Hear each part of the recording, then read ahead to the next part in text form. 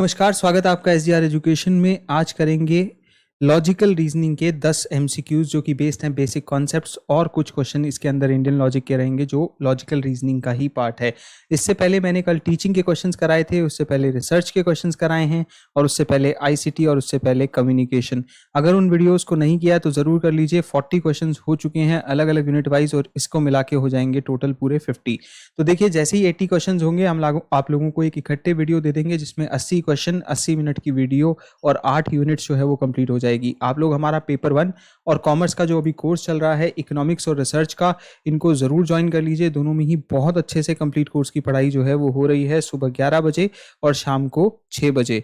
और उसके अलावा जो फ्री क्लास है वो डेली हो रही है अभी आपको 4 बजे और कल 2 होंगी, एक 4 बजे और 10 बजे। दोनों फ्री क्लासेस को जरूर ज्वाइन करिएगा। पेपर 1 की क्लासेस होंगी जिसमें हम क्वेश्चंस करेंगे। SGRYT कोड के साथ आप अपना सब्सक्रिप्शन ले सकते हैं 3 महीने, 6 महीने, 12 महीने और 24 महीने का, जिससे कि आप जो कंप्लीट कोर्स के बैचेस हैं उसमें एनरोल कर पाएंगे खुद को। तो देखिए, सबसे पहले क्वेश्चन पे चलते हैं रीजनिंग के कि एरिस्टोटलियन कैटेगोरिकल लॉजिक के हिसाब से दो स्टेटमेंट को कॉन्ट्रेरी कब कंसिडर किया जाता है। तो इस तरीके से हम ए, ई, आई और ओ का स्ट्रक्चर बना लेते हैं और हमेशा हम देखते हैं कि ऑल और नो वाली स्टेटमेंट्स को हम कहते हैं कॉन्ट्रेरी स्टेटमेंट। और यहाँ पे ही अगर आई और ओ को कहते हैं हम सब कॉन्ट्रेरी और इनको कहते हैं सब ऑल्ट्रेशन, ए और आई को और ई और ओ को। और इस तरीके से अगर क्रॉस होगी तो कॉन्ट्रडिक्शन। तो ऑल वाली जो स्टेटमेंट्स होती हैं उसको हम क्या बोलेंगे, यूनिवर्सल अफर्मेटिव, और नो वाली को यूनिवर्सल नेगेटिव। और आई वाली जो होती है सम वाली, उनको हम क्या कहेंगे, पर्टिकुलर अफर्मेटिव, और सम नॉट को क्या कहेंगे, पर्टिकुलर नेगेटिव। तो आंसर होगा फोर्थ। अगले क्वेश्चन पे चलते हैं कि आइडेंटिफाई करिए फैलेसी क्या कमिट की गई है इस आर्गुमेंट में। All tigers are animals, all lions are animals, therefore all lions are tigers. तो देखिए यहाँ पे सबसे पहले तो मैं आपको ये भी कहूँगा कि पॉज करके आंसर ज़रूर दीजिएगा और शेयर करना स्कोर आपका कमेंट में कि 10 में से कितने आ रहे हैं आपके सही, जिससे कि लेवल पता लगता रहे। और एक चीज़ की मैंने रिसेंटली ही आपको एंटीसीडेंट की और डिसेंडेंट की जो फैलेसी है वो मैंने करवाई थी, उसे ज़रूर करना। और इवन चैनल पे फैलेसीज पड़ी होंगी जिसमें मैंने अनडिस्ट्रीब्यूटेड मिडल, अनडिस्ट्रीब्यूटेड जो है टर्म्स की क्या फैलेसी होती है, इलिसिट मेजर और माइनर की क्या फैलेसी होती है, सारी करवाई है। तो एक चीज़ यहाँ पे आप ध्यान दीजिए कि ये फैलेसी का सही आंसर है, this is the fallacy of undistributed middle term. क्योंकि अगर आप इन दोनों में कॉमन देखेंगे तो कौन सी टर्म है, एनिमल है। तो यहाँ पे क्या हुआ कि ऑल टाइगर्स आर एनिमल्स और ऑल लॉयंस आर एनिमल्स। तो इसमें जो बेसिकली फैलेसी जो है वो कमिट हो रही है कि आप मिडल टर्म को डिस्ट्रीब्यूट नहीं कर रहे।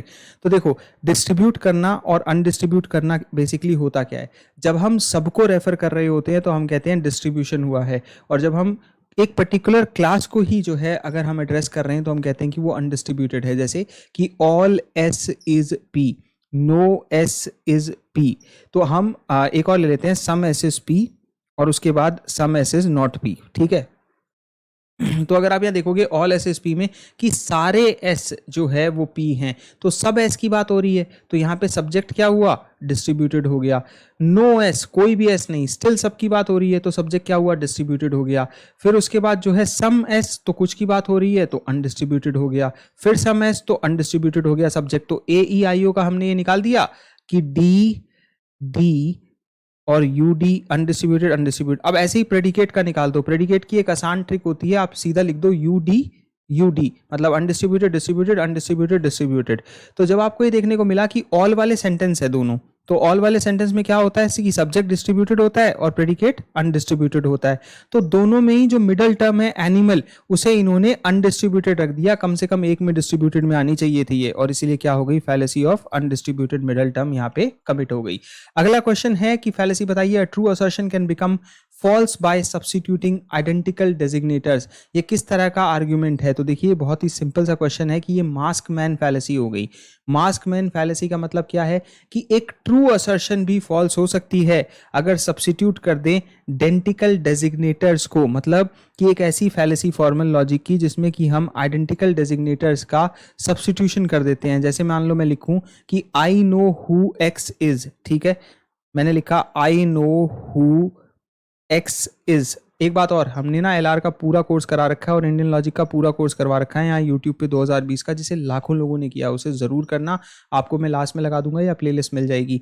तो दूसरी स्टेट में बोलता हूँ कि I do not know why is की। ठीक है, आई डू नॉट नो ये पेन थोड़ा कम ही चल रहा है इसलिए राइटिंग का काम चला लेना कि हु वाई इज। तो अगर मैं कंक्लूजन में कहूँ therefore X is not Y, कि आई नो मैं जानता हूं एक्स कौन है, मैं नहीं जानता वाई कौन है, तो एक्स जो है वो वाई नहीं है। तो ये बात तो जब नहीं रही ना भाई, कहीं ना कहीं हम साइमल्टेनियसली क्या कर रहे हैं कि हम एक्स और वाई को दोनों जानेंगे तभी तो कह पाएंगे ना कि एक्स वाई नहीं है और वाई एक्स नहीं है। एक्स को तो मैं जानता हूँ, वाई को नहीं जानता। तो ऐसी फैलेसी को हम मास्कमैन फैलेसी कहते हैं, कि ये कहना कि कोई चीज गलत है बिना किसी एविडेंस के और सपोर्ट के। और ये भी हम आर्ग्यूमेंट बाय असर्शन को लेकर चलते हैं कि a true assertion can become false अगर हम सब्स्टिट्यूट कर दे आइडेंटिकल डेजिग्नेटर्स को, जो यहाँ पे हमने आपको जो है इस एग्जाम्पल में प्रेमाइस के थ्रू कंक्लूजन में करके दिखाया।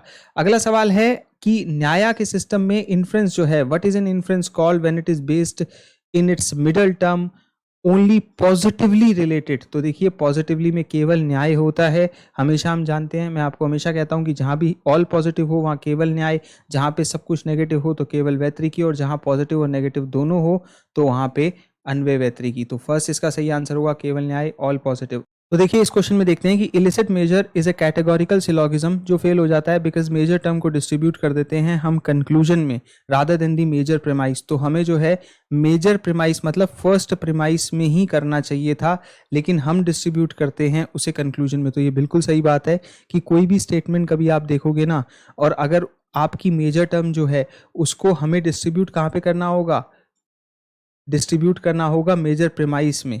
ठीक है, कि major term is distributed in the conclusion rather than the major premise, और आपने कर दिया कंक्लूजन में तो इसे इलिसिट मेजर की फैलेसी कहा जाएगा। सेकंड है कि एक कैटेगोरिकल सिलोगिज्म जो है विद एन इलिसिट माइनर जो है, जहां पे whose minor term is distributed in the conclusion rather than, तो उसको माइनर प्रेमाइस पे करना था लेकिन फिर कंक्लूजन पे कर दिया। देखो बात बड़ी सिंपल है कि आपकी 3 टर्म्स होती हैं, अगर किसी को ध्यान से नहीं आता तो ये समझना। मैं प्रेमाइस 1, प्रेमाइस 2 और प्रेमाइस जो है कंक्लूजन बनाया, ठीक है। मैंने लिखा कि ऑल एस इज पी, ठीक है। तो ये मेरी मेजर टर्म है, ये मेजर प्रेमाइस में जाएगी पी, और ये मेरी माइनर टर्म है तो ये माइनर प्रेमाइस में जाएगी। और इन दोनों में जैसे एम और एम मैं लिख देता हूँ, ये दो कॉमन होगी, वो होगी मेरी क्या, मिडल टर्म। तो याद रखना कि हमें डिस्ट्रीब्यूट करना है मेजर को मेजर में और माइनर को माइनर प्रेमाइस में। अगर हम यहाँ इसको डिस्ट्रीब्यूट नहीं कर पाए तो मेजर को नहीं कर पाए तो इलिसिट मेजर की फैलेसी हो जाएगी, माइनर को नहीं कर पाए तो इलिसिट माइनर की फैलेसी हो जाएगी, और अगर मिडल को नहीं कर पाए तो फैलेसी ऑफ अनडिस्ट्रीब्यूटेड मिडल हो जाएगी, जो मैंने आपको सिखाया था। तो आप ये भी नहीं कह सकते कि हमको डिस्ट्रीब्यूशन नहीं आता, जो कि पिछले क्वेश्चन में मैंने सिखाया है। आंसर फर्स्ट एंड 2 दोनों सही है। और अगर आप कहोगे तो मैं फैलेसी का अलग से एक प्रॉपर और वीडियो बना दूंगा, वैसे मेरा बनाया हुआ है अनअकैडमी के चैनल पे।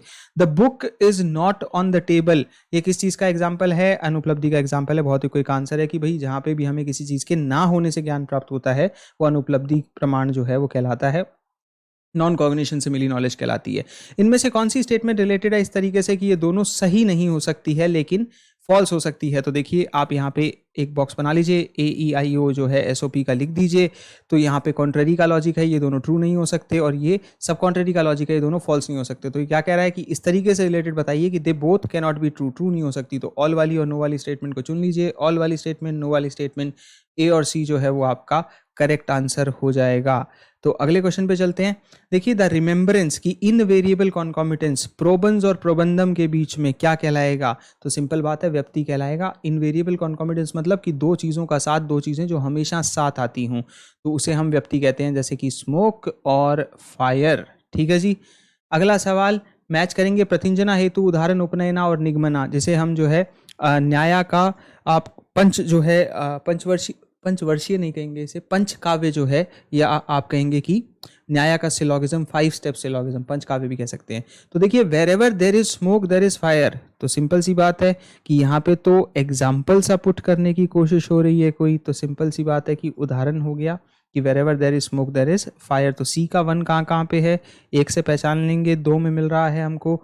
फिर उसके बाद यहाँ पे हमें मिल रहा है therefore this hill has fire, तो ये कंक्लूजन जैसा लग रहा है। निगमना मतलब कि कंक्लूजन, तो ई का 2 यहाँ पे मिल रहा है। फर्स्ट आपका सही आंसर होगा कि ए का 3 हो जाएगा। प्रतिंजा मतलब proposition, this hill has fire. हेतु मतलब कि रीजन, तो because there is smoke, because लग गया रीजन में। और फिर उसके बाद उपमान, जिसके अंदर ये तीनों ही सिंथेसिस होके एक साथ आ जाती हैं, तो इसका आंसर कि भाई दिस हिल हैज स्मोक उपमान हो गया।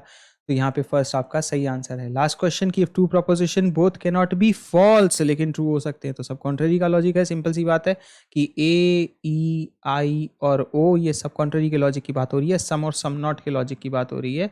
तो बेसिकली यहाँ पे सिर्फ इतना ही पूछा है, आंसर तो वैसे पूछा भी नहीं, तो सब कॉन्ट्ररी हमारा सही आंसर हो गया। ये सब ऑल्ट्रेशन होता और ये ऊपर वाला कॉन्ट्ररी, और अगर क्रॉस होता तो कॉन्ट्राडिक्टरी। उम्मीद करता हूँ कि चीज़ें बहुत अच्छे से समझ में आई होगी। ये सारे एमसीक्यूज को करते चले जाइए और उसके साथ साथ ये हर्बर्ट सिमोन की जो सीरीज़ डाली थी और करियर पॉडकास्ट की सीरीज़ को अच्छे से सुनिए। चैनल को सब्सक्राइब करिए क्योंकि रोज़ एक आपको वीडियो यहाँ पे मिल ही जाता है। शुक्रिया, धन्यवाद।